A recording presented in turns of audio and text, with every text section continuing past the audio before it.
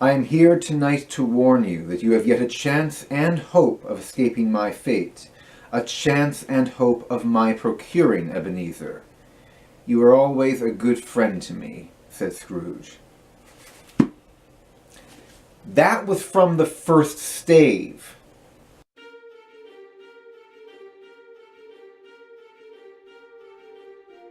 It's tough to be objective with this movie. A Christmas Carol, in case you can't tell, is my favorite story.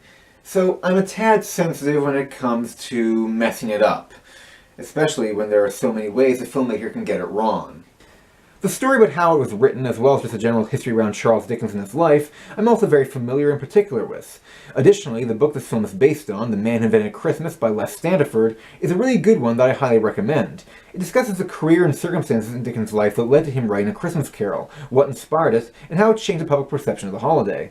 It's taken for granted how much of Christmas culture was directly influenced by Dickens and his little book. But from what the trailer had shown, this movie was favoring a fairly whimsical take on Dickens' process, taking heavy liberties both from Standiford's book and Dickens' life itself. Right, so, as a film, The Man Who Invented Christmas is a harmless, albeit fictitious story about Dickens writing A Christmas Carol.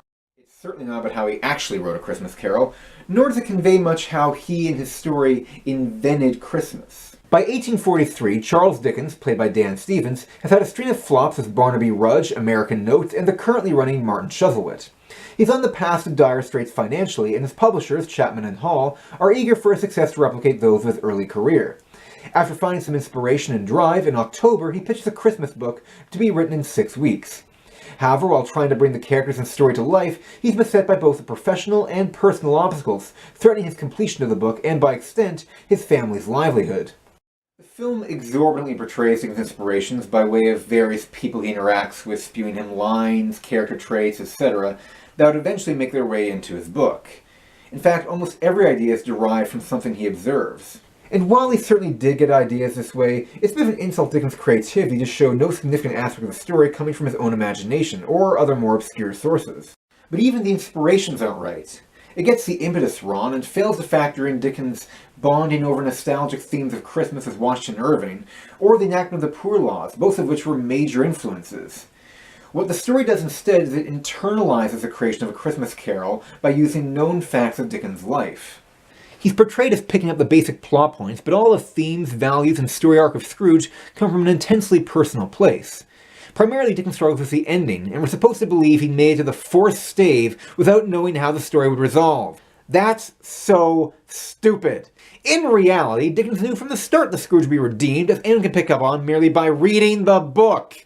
It's foreshadowed a lot and develops that way very plainly. The reason for this change is very uninspired, as it essentially tries to apply Scrooge's journey to Dickens himself, using his personal relationships and history to support such direction.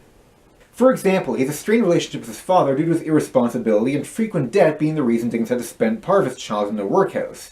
In real life, it was his mother Dickens resented for this. So Dickens has to learn to reconcile with his father, his harsh past, and be less of a Scrooge himself in order to finish the book. It infers very much an all art imitates life philosophy, which isn't true of literature. A lot of the development of A Christmas Carol came from Dickens' own values, beliefs, a line to restore joy to Christmas, and a strong sense of social justice. It wasn't an introspective story as this movie perpetuates. It wasn't all about Dickens. Because of this, the movie fails to show the book quite well explained how Dickens invented Christmas. It never touches on how Christmas was perceived in the years leading up to A Christmas Carol, nor how it flourished afterwards. It's an interesting history and cultural development that I can't delve into here. Suffice to say, the movie does little to earn Dickens' title. There's also the choice, most likely derived from Robert William Buss's Dickens' Dream, that has Dickens' characters appear to him and interact with him. Which is fine, but it poses one problem. Adaptations of A Christmas Carol can get away with not being completely loyal to Dickens' story, because at the end of the day, they're a different interpretation.